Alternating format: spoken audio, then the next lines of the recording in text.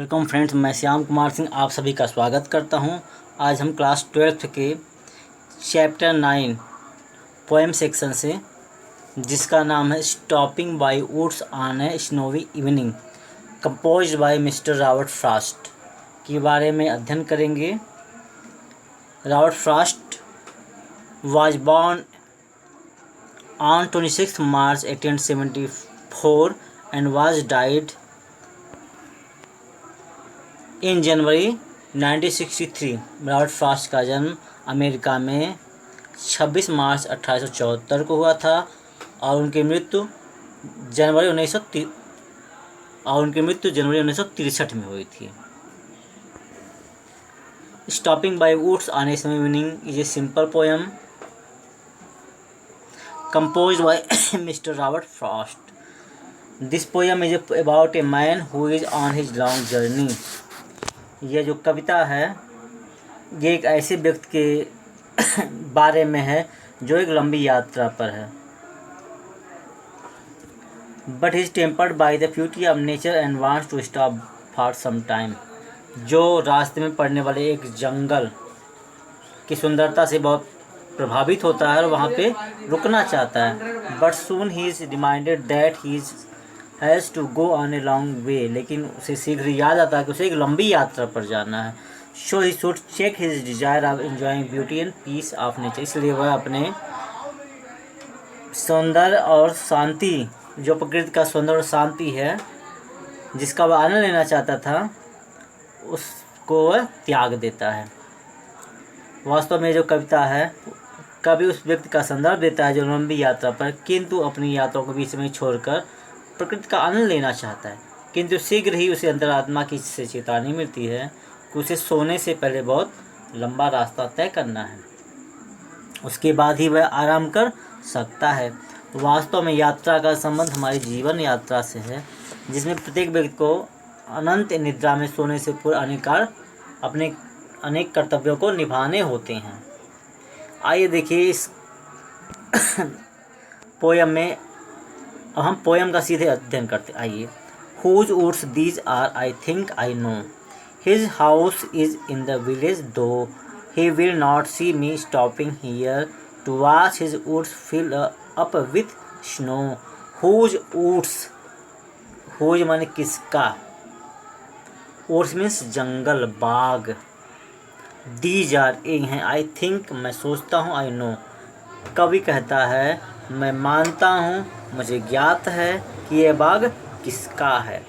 His house is in the village दो means यद्यपि, his house is उसका घर है, इन द विलेज गाँव में, यद्यपि उसका घर गाँव में है।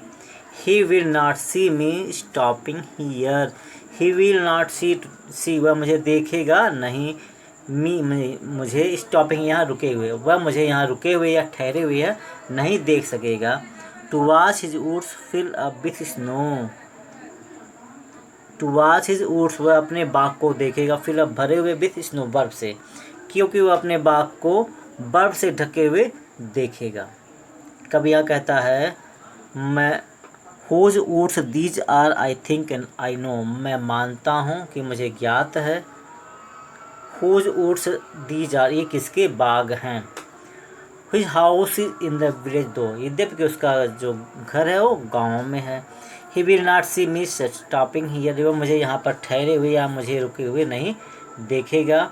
To watch his woods fill up with snow, क्योंकि वह दूर से अपने इस बगीचे को बर्फ से ढके हुए देखेगा, इस कारण से वह मुझे यहाँ पर नहीं देख पाएगा। आइए अब देखते हैं second stanza.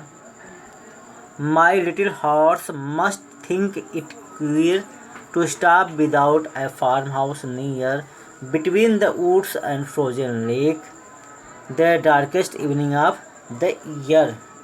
My little horse, मेरा छोटा घोड़ा, must think it queer, इसे विचित्र समझेगा। मेरा जो घोड़ा है वह मुझे यहाँ ठहरते हुए, रुकते हुए देखकर विचित्र समझेगा।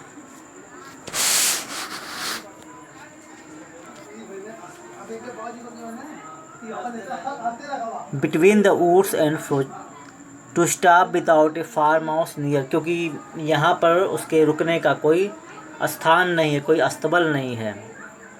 देखिए, इस फार्म मतलब खलिहान के पास का घर या अस्तबल। तब a house near the farm stable. To stop without a farm house near, क्योंकि यहाँ आस पास कोई अस्तबल नहीं है, उसके रुकने का कोई स्थान नहीं है, तो अर्थात उसे कुछ परेशानी होगी। Between the woods and frozen lake, क्योंकि ये जो स्थान है, ये जो बगीचा है, वह झील बाग और उस सूखे हुए बर्फ से ढके हुए झील के बीच में है। The darkest evening of the year, और ये जो शाम है इस बर्फ की सबसे अंधेरी शाम है। देखिए एक बार फिर से, कवि कहता है यदि मैं यहाँ ठहर जाऊँ तब मेरा घोड़ा बिना किसी मकान या अस्तबल के यहाँ ठहरना विचित्र समझेगा। To stop without a farm my little horse must think it queer to stop without a farm house near. कभी कह रहा है यदि मैं यहाँ पर ठहर जाऊँ तब मेरा घोड़ा किसी मकान या अस्तबल के यहाँ ठहरना विचित्र समझेगा, अर्थात उसे कुछ परेशानी होगी। Between the woods and frozen lake, और ये जो स्थान है ये बाग के बीच में है और झील का पानी क्या है, जम चुका है। मतलब ये जो स्थान है उस जमे हुए झील के पानी और बाग के बगीचे बीच में है। The darkest evening of the year, और ये जो शाम है सबसे वर्ष की सबसे अंधेरी शाम है। आइए अब नेक्स्ट देखते हैं। He gives his horns bells as shake. Shake मानो हिलाना, हॉर्न्स मीन्स होता है लगाम,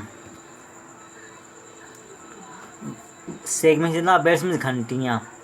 वह अपने लगाम में लगे हुए घंटियों को झटके से हिलाता है। गिव्स हिज हॉर्न्स बेल्स ए शेक, वह घोड़ा जो है अपनी लगाम में लगी हुई घंटियों को झटके से हिलाता है।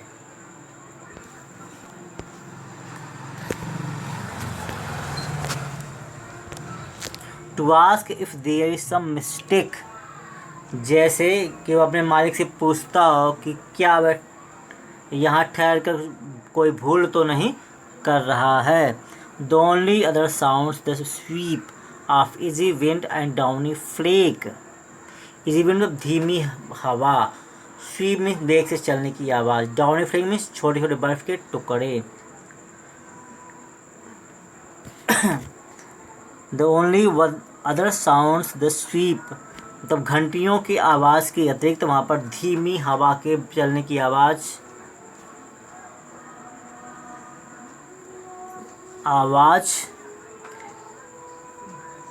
या पेड़ों पर गिरने वाले बर्फ of easy winds and downy flake, या पेड़ों पर बर्फ जो गिरने वाले बर्फ के छोटे टुकड़े हैं उन्हीं की आवाज़ केवल सुनाई पड़ती है। यहाँ पे देखिए कवि कहता है he gives his horns bells a shake to ask if there is some mistake. The only other sounds the sweep of easy wind and downy flake. घोड़ा अपनी लगाम में लगी हुई घंटियों को झटके से हिलाता है, जिसका अर्थ है कि वह अपने मालिक से पूछता है कि क्या वह वहाँ ठहर कर वह भूल तो नहीं कर रहा। Of easy wind and downy, the only other sound sweep of easy wind and downy flake. घंटियों की आवाज़ की अधिक वहाँ पर धीमी हवा के चलने की आवाज़ या पेड़ों पर गिरने वाले बर्फ़ के छोटे टुकड़ों की आवाज़ ही सुनाई पड़ती है। आइए अब देखते हैं last stanza. The woods are lovely dark and deep but I have promised just to keep and miles to go before I sleep and miles to go before I sleep. कभी कहता है द वुड्स आर लवली, बाग सुंदर है, dark घना है, and deep और अंधेरा है। कहता है कभी बाग सुंदर है, अंधेरा और घना है। But I have promises to keep, किंतु मुझे अपने वादे को पूरा करना है, अर्थात जो काम मैंने लिए अपने जीवन में करने के लिए लिया है उसे मुझे पूरा करना है। And miles to go before I sleep, और मुझे सोने से पहले लंबी यात्रा को पूरा करना है। And miles to go before I sleep, और मुझे सोने से पहले अपनी मीलों की लंबी यात्रा को पूरा करना है, अर्थात मुझे मरने से पहले बहुत सारे कार्य पूरे करने हैं। कवि कहता है यहाँ पे, इसमें कोई संदेह नहीं कि बाग बहुत सुंदर और आकर्षक है। चारों ओर अंधेरा और खामोशी है। वह वहाँ ठहरना चाहता है, किंतु उसे उसी समय उन सामान्य कर्तव्यों की याद आ जाती है जो मृत्यु से पहले उसे पूरे करने हैं। देखिए जो लास्ट स्टैंजा, लास्ट 4 लाइन से यहाँ पर है, ये पंडित जवाहरलाल नेहरू अपने मेज़ पर हमेशा रखते थे। मृत्यु के पहले उनके मेज़ पर ये पाया गया, जो उन्हें उनके जो कर्तव्य थे देश के प्रति उन्हें याद दिलाता था। इसलिए वह अपने मेज़ पर इन लास्ट अंतिम 4 पंक्तियों को हमेशा रखते थे। यहाँ पे देखिए, it is a simple poem about a man who is returning home one winter evening. यह जो है एक सामान्य व्यक्ति के बारे में एक कविता है जो घर के लिए वापस लौट रहा है, और रास्ते में एक जंगल, एक वन, एक बगीचा मिलता है जो बहुत सुंदर और आकर्षक है, और उसे वहाँ रुकने की इच्छा भी होती है। But he knows that he must have to reach his destination, लेकिन उसे पता है, उसे ज्ञान है कि उसे अपने लक्ष्य तक अवश्य पहुँचना है। The hidden meaning is that one can not stop while the journey of life is going on. यहाँ पे दूसरा एक छिपा हुआ मतलब है कि एक व्यक्ति कभी नहीं रुक सकता है जब तक कि उसके जीवन की अंतिम यात्रा पूरी न, तब जब तक कि उसकी मृत्यु न हो जाए। When will stay only when the destination of death arrives, जब तक कि उसकी मृत्यु उसके पास नहीं आ जाती तब तक वह रुक नहीं सकता। ये बहुत ही प्रेरणादायक कविता है। आशा करते हैं आपको समझ में आया होगा।